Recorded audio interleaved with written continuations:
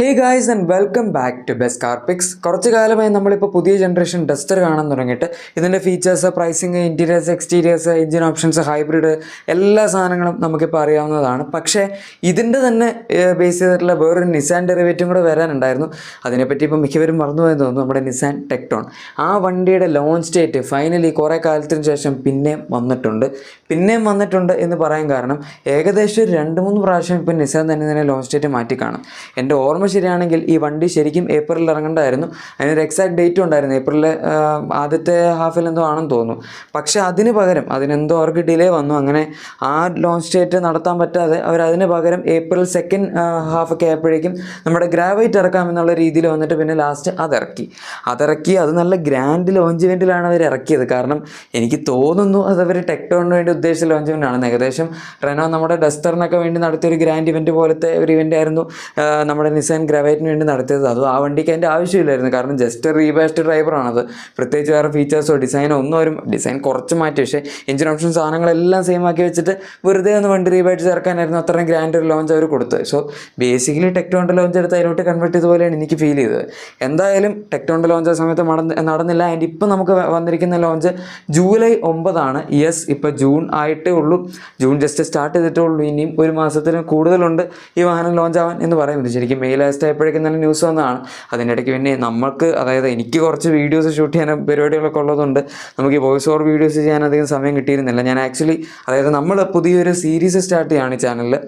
C segment SUVs എല്ലാം compare ചെയ്തുകൊണ്ടുള്ളൊരു series ആയിരിക്കും അത്. അതിൻ്റെ അകത്ത് സ്പേസ് ആയിക്കോട്ടെ, പെർഫോമൻസ് ആയിക്കോട്ടെ, എല്ലാ സംഭവങ്ങളും നമ്മൾ ഓരോ വണ്ടിയിലും ടെസ്റ്റ് ചെയ്തിട്ട് ഓരോ വണ്ടിയുടെ ഇൻഡിവിജ്വൽ ആയിട്ടുള്ള വീഡിയോ ഇടുന്നതായിരിക്കും. ലോങ് ആണെങ്കിൽ നമ്മളെല്ലാം മറ്റു സ്ട്രെച്ചിൽ ഒരു വണ്ടിയുടെ ഫുൾ 3 സംഭവങ്ങളുടെ കവർ ചെയ്തിട്ടായിരിക്കും ആ ഒരു വീഡിയോസൊക്കെ ചെയ്യുന്നത്. ഇനി അത് നിങ്ങൾ വെയിറ്റ് ചെയ്താൽ മതി. നമ്മളെല്ലാ വണ്ടികളും ഷൂട്ട് ചെയ്ത് കഴിയുമ്പോഴേക്കും അത് വരും. ഇപ്പോൾ ആകപ്പാടെ 3 വണ്ടികളെ കവർ ആയിട്ടുള്ളൂ. ഇനി അതാണ് അതിൻ്റെ കാര്യം. നമുക്ക് ടെക്ടോണിലേക്ക് തന്നെ തിരിച്ചു വരാം. ഈ വണ്ടി ഇപ്പോൾ ജസ്റ്റ് ലോഞ്ചിന് മുന്നേ വീണ്ടും നമ്മുടെ നിസാൻ ടെസ്റ്റ് ചെയ്യുന്ന അതിൻ്റെ സ്പൈ ഷോട്ട്സും കാര്യങ്ങളൊക്കെ തന്നെ നമുക്ക് കിട്ടിയിട്ടുണ്ട്.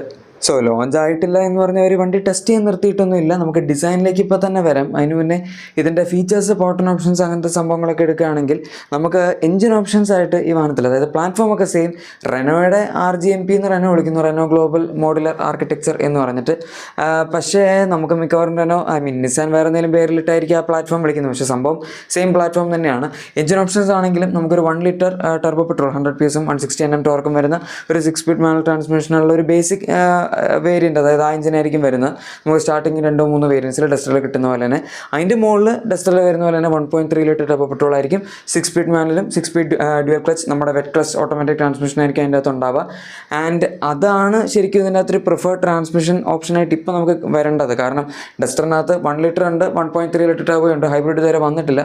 പക്ഷേ അതേസമയം 1.3 DCT ആക്ച്വലി നല്ലൊരു ചോയ്സാണ്. ഞാൻ ഓടിച്ചത് മാനുവലായിരുന്നു, പക്ഷേ എനിക്ക് DCT ആണ് കുറച്ചുകൂടി ബെറ്റർ ആയിട്ട് തോന്നി. ഷിഫ്റ്റിൻ്റെ കാര്യത്തിലും പിന്നെ വെറ്റ് ക്ലച്ച് ആയതുകൊണ്ട് നമുക്ക് റിലയബിലിറ്റി ഇഷ്യൂസ് അങ്ങനെ അധികം വരുന്നില്ല അതിൻ്റെ അകത്ത്.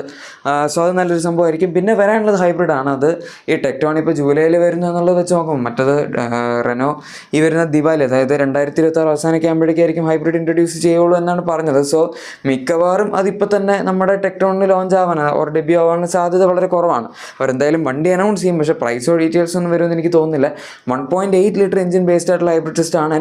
1.8 kWh ബാറ്ററി പാക്കാണ് ഇതിനകത്ത് ഉപയോഗിക്കുന്നത്. പിന്നെ റെനോയുടെ DHT എന്ന് പറഞ്ഞൊരു ഫോർമുലി ഡിറൈവ്ഡ് ആയിട്ടുള്ള പവർ ട്രെയിനാണ് അവർ ഇതിനകത്ത് ഉപയോഗിക്കുന്നത്. സോ എല്ലാം കൊണ്ടും ഇതിൻ്റെ മെക്കാനിക്കൽസും അതുപോലെ സംഭവങ്ങളൊക്കെ വളരെ നല്ലതാണ്. നമുക്ക് നല്ല മൈലേജും കിട്ടുമായിരിക്കും. 160 ഹോഴ്സ് പവർ ഉണ്ട്. 0 to 100 ഇൻ്റർനാഷണലി ഡാഷ്യ ടെസ്റ്ററിൻ്റെ ക്ലെയിംഡ് ഫിഗേഴ്സ് വരുന്ന ഏകദേശം 8.9 സെക്കൻഡ്സ് ആണ്. സോ ഇത് ടർബോ പെട്രോൾ ഏകദേശം ഒരു 10.3-10.5 സെക്കൻഡ്സിനടുത്ത് എടുക്കും 0 to 100 എത്താൻ.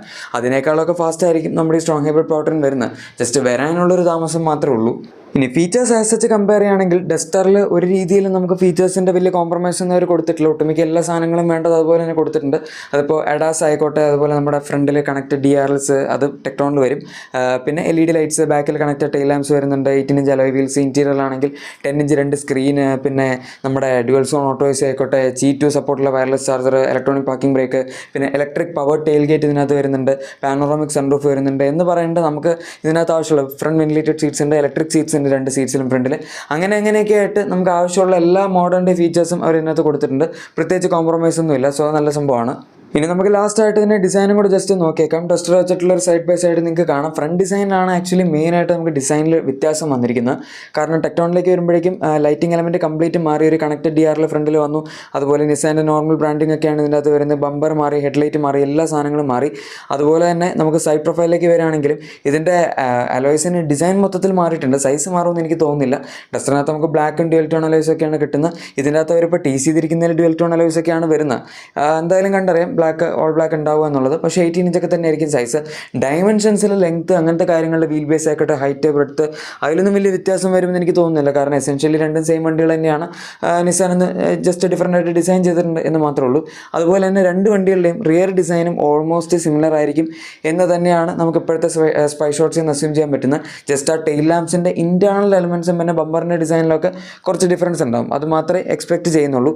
ഇൻറ്റീരിയറിൽ കുറച്ച് വ്യത്യാസം ഉണ്ടാവുമായിരിക്കും ഡിസൈനിൽ. നിസാൻ അവരുടേതായിട്ടുള്ള രീതിയിൽ ജസ്റ്റ് കുറച്ച് ട്വീക്ക് ചെയ്തിട്ടൊക്കെ ആയിരിക്കും ടെക്ടോണിൻ്റെ ഇൻറ്റീരിയേഴ്സ് കൊടുക്കാൻ പോകുന്നത്. അത്രയ്ക്കാണ് നമുക്ക് ഇതിനകത്ത് സെപ്പറേറ്റ് ആയിട്ട് ഡിസൈൻ വ്യത്യാസങ്ങളൊക്കെ പറയാൻ പറ്റുന്നത്. ഇനിയിപ്പോൾ നേരത്തെ പറഞ്ഞ പോലെ ജൂലൈ 9 ഈ വണ്ടി ലോഞ്ച് ചെയ്യുമ്പോൾ കാണാം. അതിന് മുന്നേ എന്തെങ്കിലും ലീക്സോ കാര്യങ്ങളോ ഒക്കെ ഡിസൈൻ അല്ലെങ്കിൽ ഫീച്ചേഴ്സ് എന്തെങ്കിലുമൊക്കെ റിലേറ്റഡ് ആയിട്ട് വരികയാണെങ്കിൽ ഉറപ്പായിട്ടും നമുക്ക് അതിനെ വീഡിയോസ് ചെയ്യാവുന്നതാണ്. നിങ്ങൾക്ക് എന്താണ് പുതിയ നിസാൻ ടെക്ടോണിനെ പറ്റി പറയാനുള്ളത്? നിങ്ങൾ അതായിരിക്കും അത് ഡസ്റ്റർ തന്നെയായിരിക്കും പ്രിഫർ ചെയ്യുക എന്ന് ഉറപ്പായിട്ടും താഴെ കമൻസിൽ പറഞ്ഞേക്കാം. പിന്നെ നിങ്ങളുടെ എക്സിസ്റ്റിംഗ് വാഹനത്തിന് എന്തെങ്കിലും ആക്സറീസോ ക്ലീൻ പ്രൊഡക്ട്സോ ഒക്കെ ആണെങ്കിൽ നമ്മുടെ ഡിസ്ക്രിപ്ഷനിലെ പ്രൊഡക്ട്സ് ടാഗ് ഉറപ്പായിട്ടും ചെക്കൗട്ട് ചെയ്തേക്കാം. വീഡിയോ ഇഷ്ടപ്പെട്ടെങ്കിൽ ഉറപ്പായിട്ടും ലൈക്കും സബ്സ്ക്രൈബും ഷെയറും ഒക്കെ ചെയ്ത് നമ്മൾ സപ്പോർട്ട് ചെയ്യാനും മറക്കണ്ട. നമുക്ക് മറ്റൊരു വീഡിയോയിൽ കാണാം. അതുവരെ thank you for watching my video and good bye.